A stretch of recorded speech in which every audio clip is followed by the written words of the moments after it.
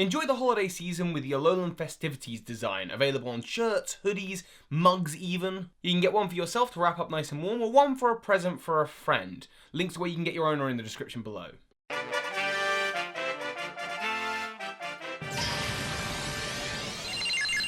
Hey Pokemon Masters, Birdkeepertoby here.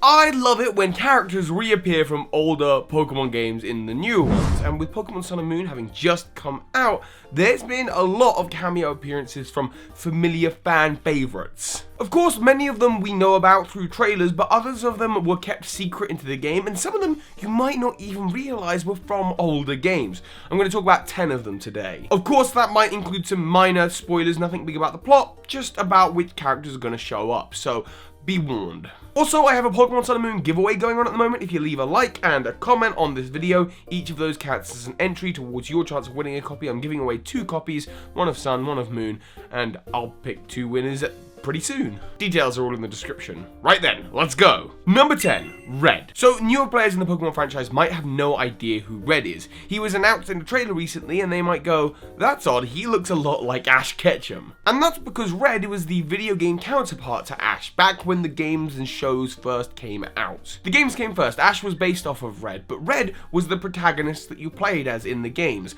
Back then, there was no option to select gender in the game, so you just played as Red. But what really set Red in stone is after Red, Blue, Green, and Yellow, the games that you played as him in, you then took on Gold, Silver, and Crystal. And at the end of that game, you returned to Kanto and heard about the former champion, Red, you. And the final challenge of the game was then to take on Red, and he had a team of Pokemon that had all of the Kanto starters evolutions, and Pikachu, and Snorlax, and Espeon, but you might think it's Lapras, but really it was Espeon. But the point is, all of those Pokemon were incredibly big fan favorites, which means any players who played Red, Blue, and Yellow, chances are they used one of those Pokemon on their team. Meaning in the final challenge of the sequel game, you were literally facing yourself.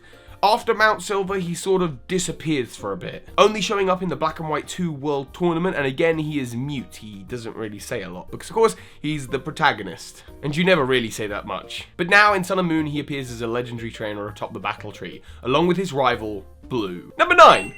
Blue. Blue and Red could have essentially been the same character. Blue was the rival character of Red, and he challenged Red and made him stronger. Blue had a slightly different approach to Pokemon training, being more focused on the strength of a Pokemon as to the relationship with them, and he was a good trainer, don't get me wrong. In fact, he accomplished all the same feats that Red did. The problem is, when it came down to the decisive battle between the two of them, Red won. This meant the future for Blue after the Generation 1 games was a little bit different. Instead of becoming the champion and traveling the world facing strong trainers, he instead took over the Viridian City Gym, making him one of the first multi-type gym leaders ever. But he didn't stay there. Instead, he went traveling the world, appearing in Black and White 2's World Championship. And as well as that, he's mentioned in the Kalos region, having gotten down the native language relatively well, but still using the phrase, smell you later in English. And it seems that him and Red have now set aside their difference in a mutual admiration for each other, and they both sit atop the battle tree. Number 3, Wally. Wally is a weird one for this list, because the events of Omega Ruby and Alpha Sapphire happened at the same time as Red and Blue. Meaning Wally is technically as old as Red, so why hasn't he aged?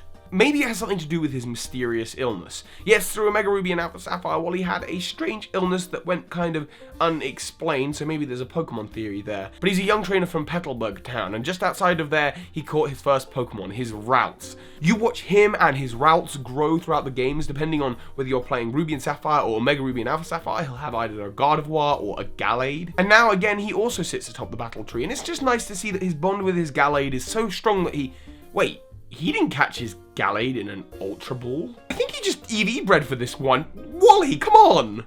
Number 4, Cynthia. The only other one announced in the Battle Tree trailer, I promise. Cynthia is the champion of Sinnoh from Celestic Town. She is a master Pokemon trainer, the champion of the Sinnoh region, and the person with absolutely the best battle music. She has an absolutely formidable and ruthless team, but atop it all is her king Pokemon, Garchomp.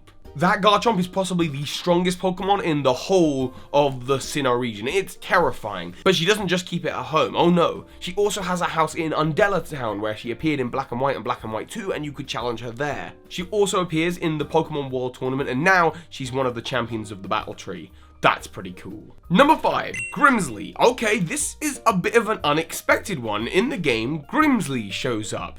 If you don't know who he is or vaguely recognize him but can't place him in the game Sun and Moon, it's because he only appears for a single cutscene. He gives you access to his Sharpedo on the Pokeride page, which isn't surprising because Sharpedo is a Dark-type Pokemon and he is a Dark-type Pokemon Master. If you think you've worked out who he is now, he's one of the Unnovan Elite Four members, the Master of the Dark-type. He has aged a bit and has had a bit of a costume change, and the only things we really know about this guy is 1, his design is based off a vampire, and 2, supposedly he's involved with gambling or having a gambling problem, which you can tell in Sun and Moon when you meet him and he challenges you to guess a coin flip.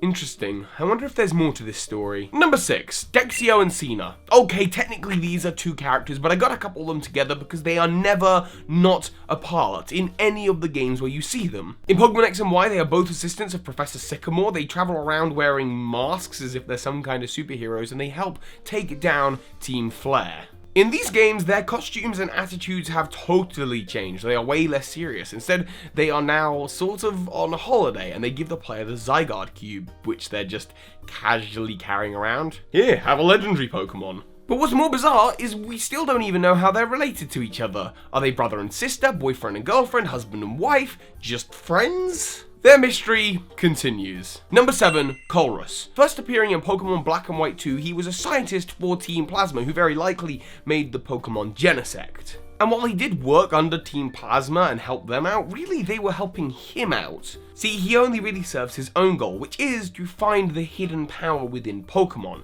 In Pokemon X and Y, you hear about him when a non-playable character tells you that he's come to the Kalos region to study Mega Evolution, because that is what Mega Evolution is, the secret hidden power within Pokemon.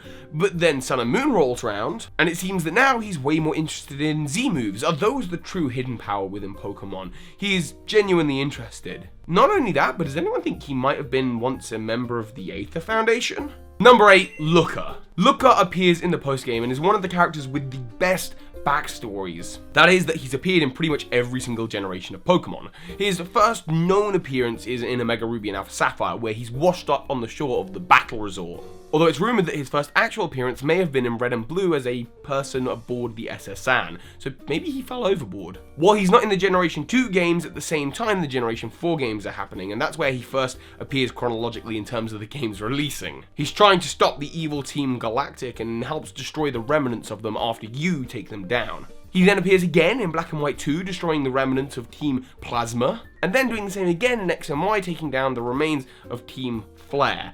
In these games, however, he's not taking down the evil team. No, you've done that all yourself. In these games, he's helping you hunt for the Ultra Beast with a good friend of his and another returning character. Oh yes, our number 9 is Annabelle. And who is Annabelle, you might be wondering? I don't really recognize her. Well, that's because she hasn't been in the series for over a decade. And only in a single game, Pokemon Emerald version. In Emerald version, there was an extension that didn't appear in Omega Ruby and Alpha Sapphire, and that was the Battle Frontier, and she was one of the Frontier Brains.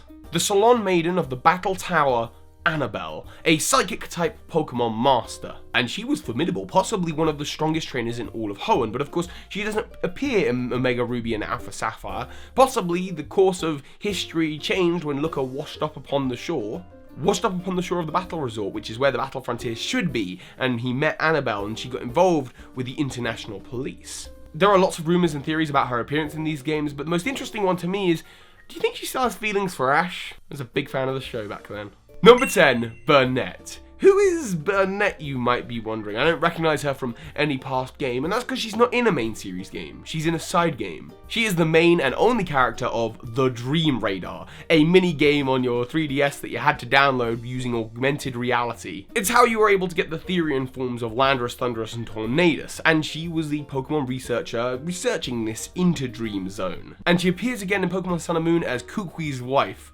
Isn't that a great little reference? See, you may have missed that one about Burnett, and that is one of 5 little secrets that you may have missed in Pokemon Sun and Moon that I did a whole video about. So if you missed that one, then there's some more that you may have missed. Are there any other characters I missed? Let me know in the comments below. And also don't forget you can get your Alone in Festivities jumpers and tees and hoodies. The link is at the top of the description.